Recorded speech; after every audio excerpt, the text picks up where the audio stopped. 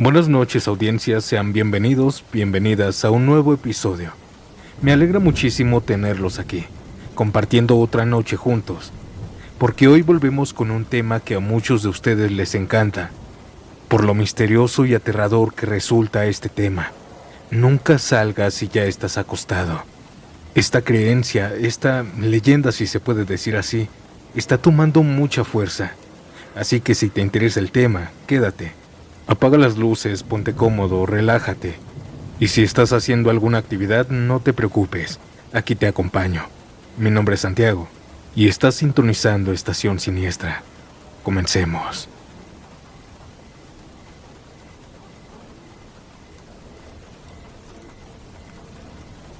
A veces no se trata de supersticiones. A veces son advertencias que pueden salvarte la vida. Mi nombre es Mariana. Tengo 40 años y soy de Manzanillo. No sé si lo que voy a contarles sea una casualidad o algo más, pero desde esa noche entendí por qué mi papá siempre me decía, si ya estás dormida, ya no salgas, porque la noche no siempre te recibe igual. Esto me pasó hace un año más o menos, en el mes de julio. Yo en ese tiempo trabajaba en una tienda de conveniencia cerca del centro, y salía todos los días a las 9 de la noche. Era viernes y recuerdo bien porque los viernes eran mis días favoritos. Descansaba sábados y domingos, así que podía dormir hasta tarde sin preocupaciones. También llevaba poco tiempo separada de mi pareja, así que mi rutina era simple: trabajo, casa, baño y a dormir. Ya no salía ni con amigas ni a fiestas, nada de eso. Solo quería descansar y dejar que el tiempo me acomodara otra vez la cabeza. Aquella noche me dormí rápido. Serían las 11 cuando ya estaba bien dormida, pero como a las 2 de la mañana sonó mi celular. Al principio no contesté, solo lo vi en la mesita y lo dejé sonar. Vi el nombre de mi mejor amiga, la que siempre ha sido bien alegre, la típica amiga parrandera que siempre anda animando a todas. Varias veces me marcó, así que pensé que tal vez era una emergencia, por eso al final contesté. ¿Qué pasó, Leti? ¿Todo bien?, le dije medio dormida.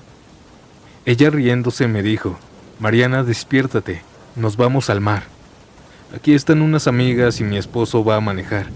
Vente con nosotras. Vamos a seguir tomando allá, no seas aguafiestas. Yo me quedé callada unos segundos. No me caía nada mal la idea.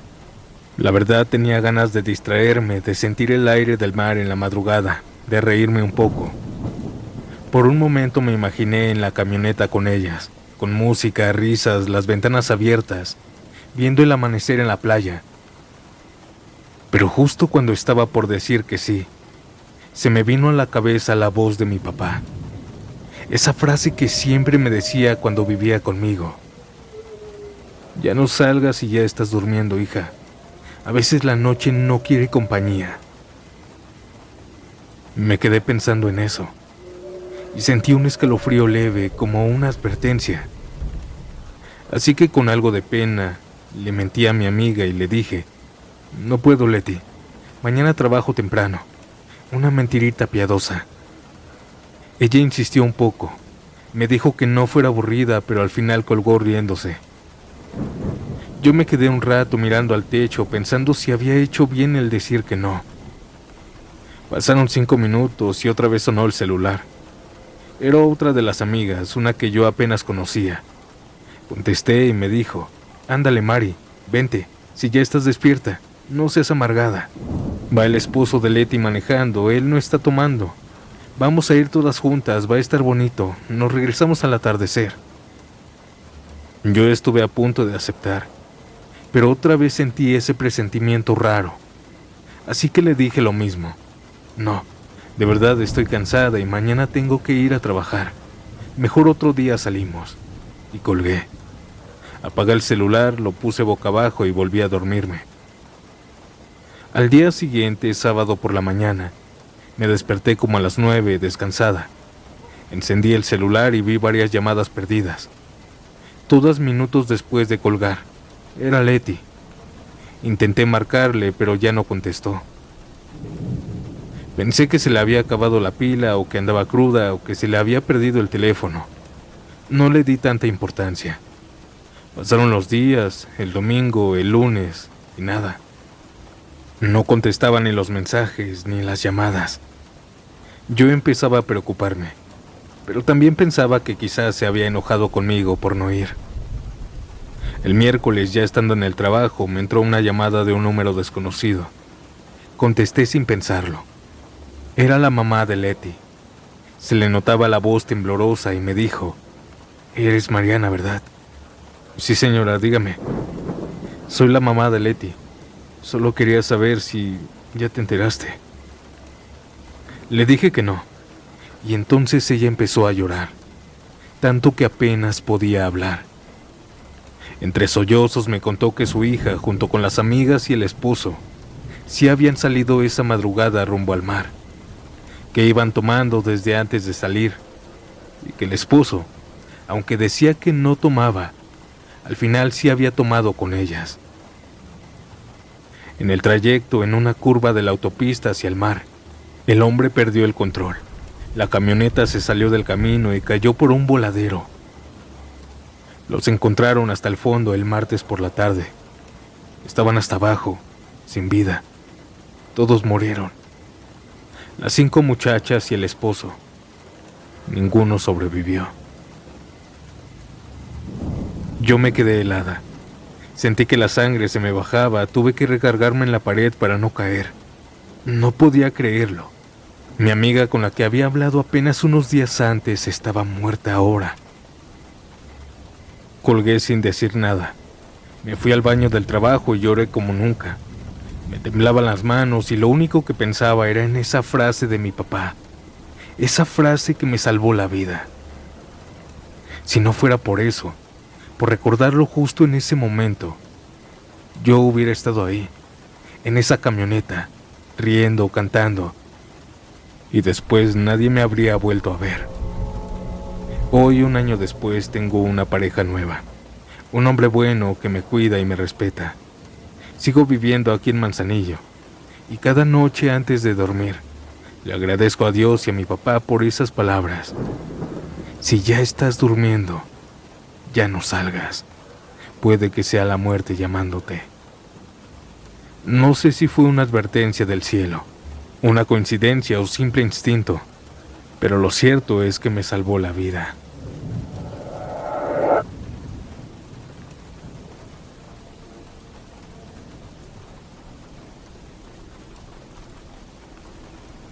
No soy de contar estas cosas, pero cada vez que recuerdo lo que pasó esa noche se me pone la piel de gallina. Todo ocurrió hace como 7 años, en un distrito pequeño que se llama Villa El Salvador, en Perú. Era un jueves cualquiera. Esa noche estábamos tranquilos en casa.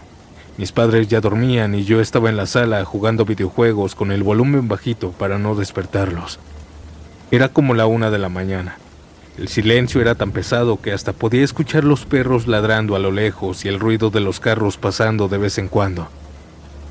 Mi hermano Cristian había llegado temprano del trabajo, tipo 10 de la noche. Cenó, se bañó y se acostó enseguida porque decía que estaba muerto del cansancio. Yo pensé que ya estaba bien dormido, hasta que escuché pasos arrastrando chanclas en el pasillo.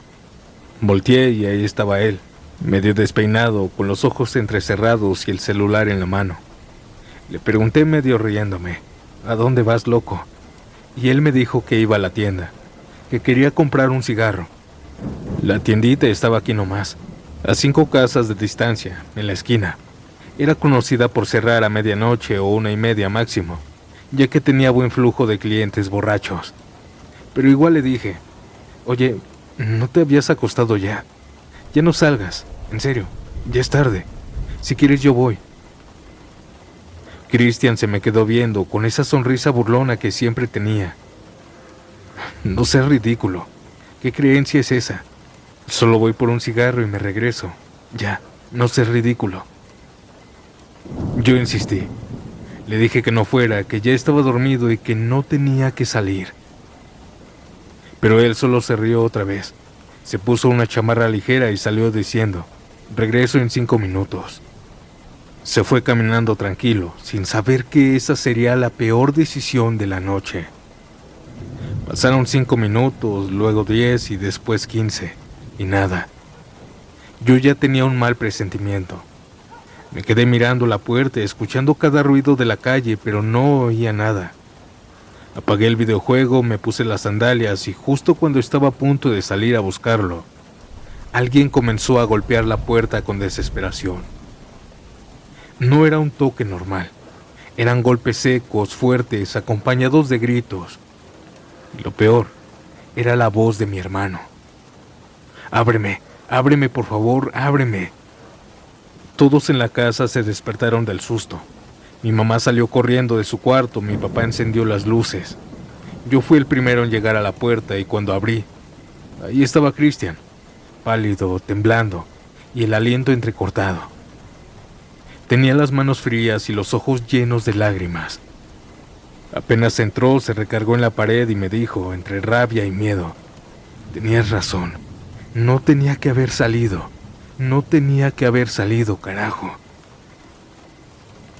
Mi mamá lo abrazó. Mi papá le preguntó que qué había pasado, pero él no podía hablar bien. Estaba como en shock. Le dimos agua, lo sentamos en el sillón y después de unos minutos empezó a contarnos. Dijo que había llegado a la tienda como siempre. Esa noche estaba por cerrar el señor, pues ya no había nadie. El señor que atendía lo saludó. Le dio el cigarro y cuando le estaban dando el cambio, entraron 2 tipos con caras tapadas y armas en la mano. Uno gritó que nadie se moviera y que no voltearan. Mi hermano pensó que era una broma al principio, pero cuando vio el cañón del arma, se le congeló el cuerpo. Uno de ellos, muy agresivo, lo agarró del hombro, lo empujó al suelo y le gritó: «De rodillas y no me mires». Cristian sintió el frío del arma en la cabeza. Dijo que podía escuchar su propio corazón golpeándole el pecho. El otro tipo amenazaba al dueño de la tienda. Le pedía la caja, el dinero y su celular. Cerró la cortina de la tienda y ahí se quedaron adentro. Apenas iban varios minutos, pero para él fue una eternidad. Le temblaban las piernas, decía que tenía tanto miedo que no podía respirar bien. Le quitaron el celular y le revisaron los bolsillos, buscando más dinero. El señor de la tienda también estaba arrodillado, sudando, pidiéndole que no les hicieran daño. El robo duró casi 10 minutos, pues abrieron poco la cortina y comenzaron a llevarse mercancía de la tienda.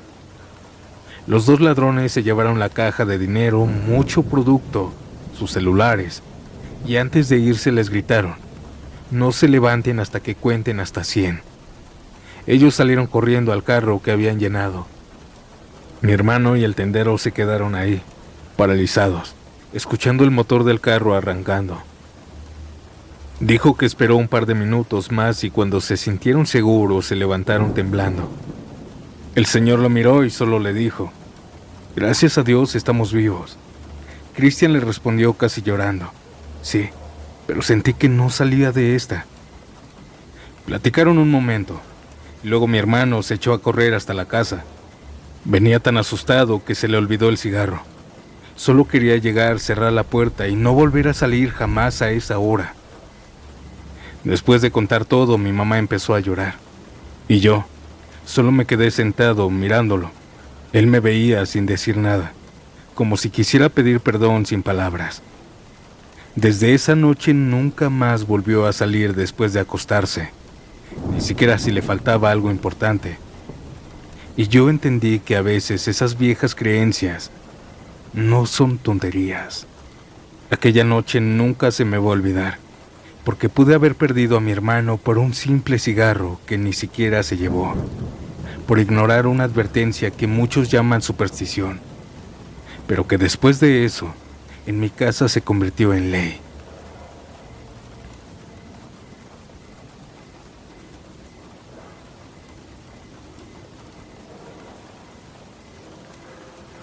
No siempre salir después de estar acostado lleva a tragedias.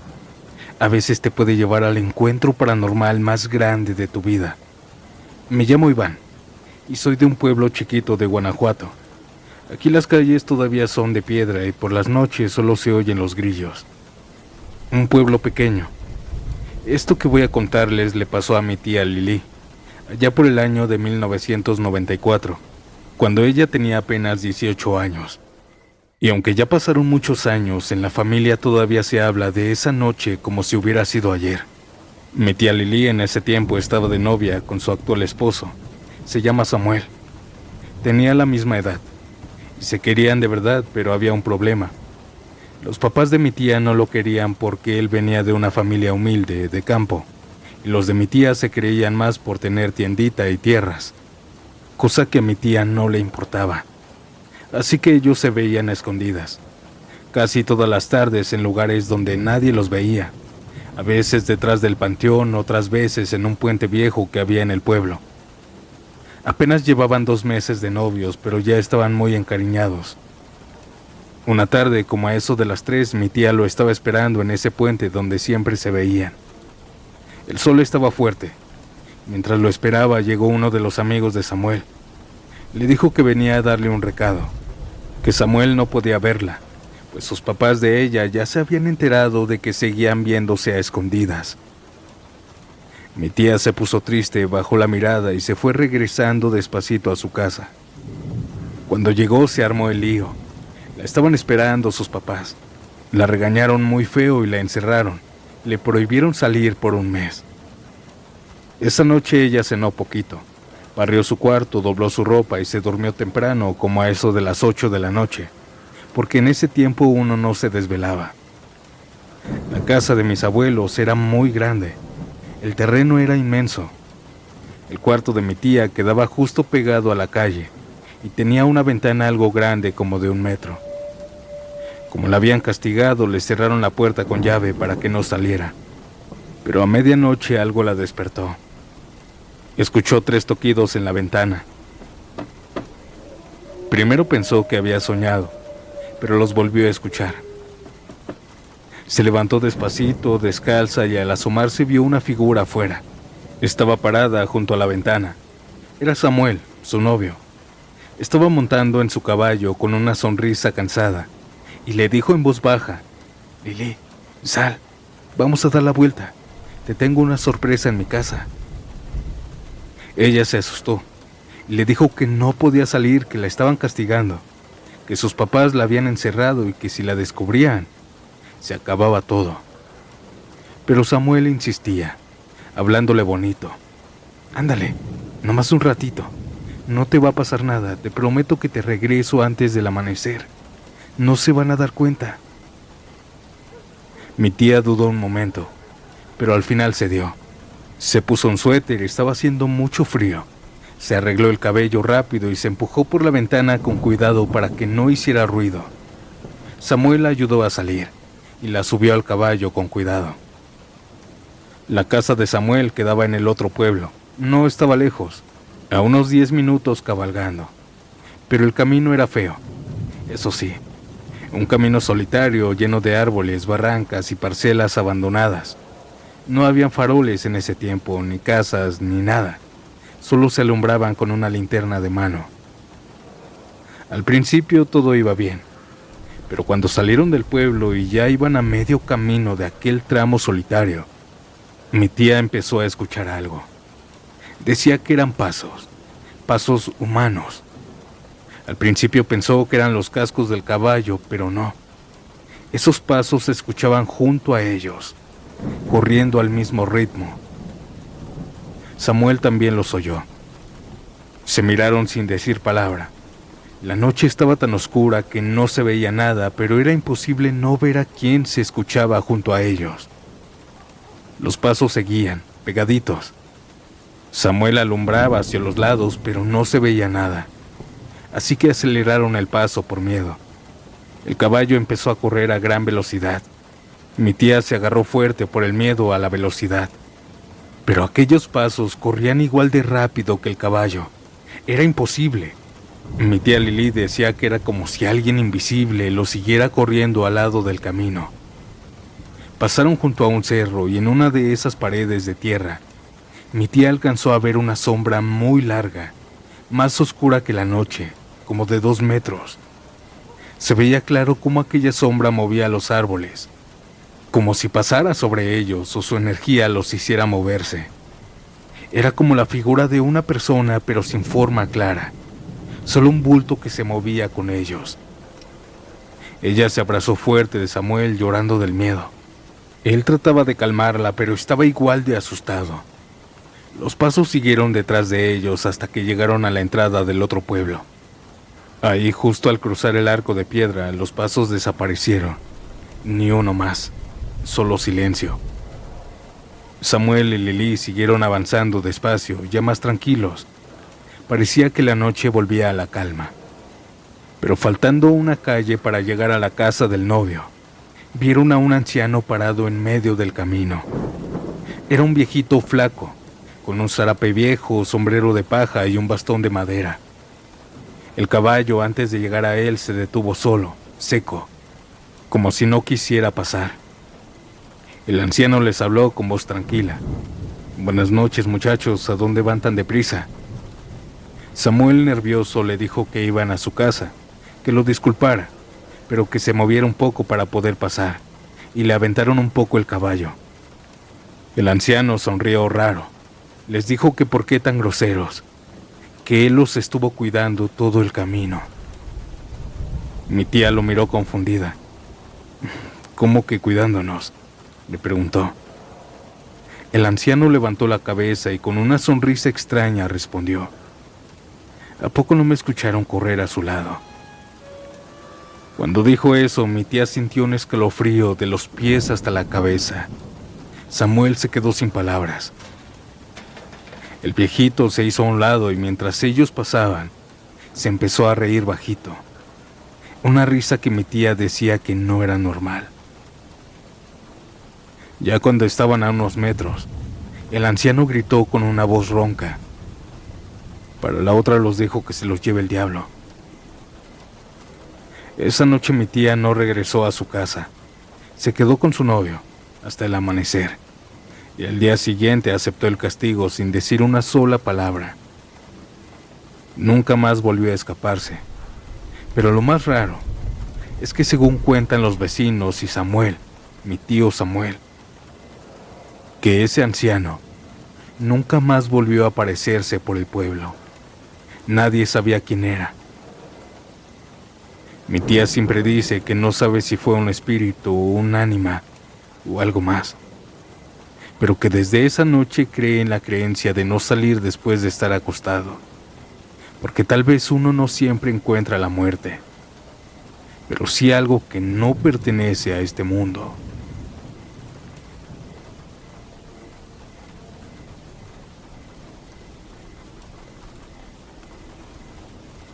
En mi pueblo dicen que si ya estás acostado y algo te llama, no tienes que salir, porque la noche tiene su forma de avisarte cuando algo malo puede pasar. Me llamo Eusebio Vargas. Tengo 47 años actualmente y vivo en un rancho cerca de La Piedad, Michoacán. Toda mi vida me he dedicado al campo, a cuidar animales y a sembrar. No soy tanto de contar historias, pero lo que me pasó hace unos meses me hizo entender por qué los viejos del pueblo decían esas cosas que uno escéptico cree que son tonterías. Era un jueves por la noche. Ese día había llovido un poco en la tarde y en el cielo se miraban nubes gruesas, negras, como de tormenta grande que se avecinaba. Yo había terminado de darle de comer a las vacas y a los becerros. Cerré el corral y me metí a la casa. Mi esposa ya se había acostado porque al otro día tenía que ir temprano al tianguis, y mis hijos estaban dormidos. Eran como las 9:30 y yo ya estaba cansado. Cené, apagué la lámpara del comedor y me metí a la cama. La lluvia comenzó a caer leve. Se escuchaban las gotas en las láminas del techo, ese sonido que a uno lo arrulla. La tormenta comenzó cada vez más fuerte por la madrugada y varias veces me despertó. En una de esas despertadas empecé a escuchar que una vaca mugía raro, como si algo le estuviera asustando. Abrí los ojos y me quedé escuchando. Otra vez escuché el mugido, mucho más fuerte, seguido de un ruido de algo golpeando el portón del corral, como si se hubiera metido alguien. Me senté en la cama, molesto. Mi primer impulso fue levantarme y salir con la lámpara para revisar. Hasta me puse las botas. Pero justo cuando me las iba a abrochar, me acordé de lo que decían en el pueblo. Me quedé con eso en la cabeza, con el pie medio afuera de la cama. La vaca seguía mugiendo y la lluvia empezó a caer mucho más fuerte. Por dentro peleaba conmigo mismo entre salir o no salir, pero al final decidí no hacerlo. Me quité las botas, me recosté otra vez y cerré los ojos. Aunque el ruido seguía, dije para mí, mañana veo qué fue, ahorita no salgo. Pasaron unos segundos y empezó el viento mucho más fuerte. Se escuchaban las ramas moviéndose y de repente se oyó un trueno tan fuerte que nos hizo brincar en la cama a todos. Fue un estruendo en seco, como si hubiera caído muy cerca. La luz se fue al instante. Todo quedó en silencio, oscuro. Solo se escuchaba la lluvia cayendo con fuerza. Mi esposa, asustada, me preguntó que qué era eso. Yo le dije que un rayo, pero que se había sentido y se había escuchado cerquita. Nos quedamos un rato en silencio. Yo tenía la lámpara de mano junto a la cama, así que la agarré, la encendí y le dije, voy a asomarme tantito, nomás desde la puerta. Ella no quiso que saliera, pero igual me levanté. Abrí la puerta despacio y el olor a tierra mojada me pegó de lleno junto con la brisa. El cielo todavía estaba relampagueando, y en el corral, allá donde estaban las vacas, salía humo. Levanté la lámpara y la luz alcanzó a alumbrar una parte del terreno. Había un agujero en la tierra, y la madera del cerco estaba negra, chamuscada. Una de las estacas todavía soltaba flamas pequeñas. El rayo había caído justo ahí, en el corral. Me quedé helado. Esa era exactamente la parte donde yo hubiera estado parado si hubiera salido cuando escuché el ruido. Si no me hubiera acordado de las palabras que decían en el pueblo, ahí me habría quedado. No dije nada, solo apagué la lámpara y cerré la puerta. Me volví a acostar, todavía temblando del susto, de lo que hubiera podido pasar. Mi esposa me preguntó que qué había visto y solo le dije que nada, que solo había caído un rayo pero muy cerca. Me quedé mirando el techo en silencio, pensando en todo lo que pudo pasar, en cómo a veces uno no entiende esas creencias viejas hasta que la vida te da una lección directa. Al día siguiente, cuando amaneció, fui a revisar bien. Había una marca negra en el suelo, como si el rayo hubiera rajado la tierra, y uno de los postes estaba partido por la mitad. La vaca que había mugido estaba viva, de milagro, pero muy nerviosa, como si supiera que la muerte pasó rozándola. Desde esa noche nunca volví a salir después de acostarme. Si algo pasa afuera, espero hasta el amanecer.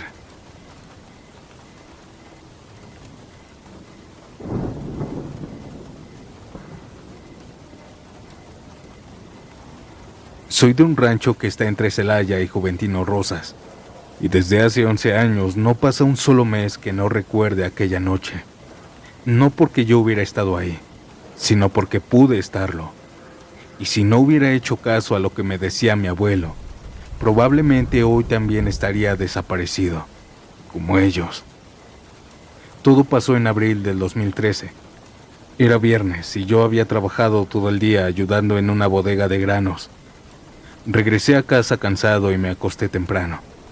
Eran como las 10:30 de la noche cuando me quedé completamente dormido. Andaba en mi quinto sueño cuando sonó mi celular.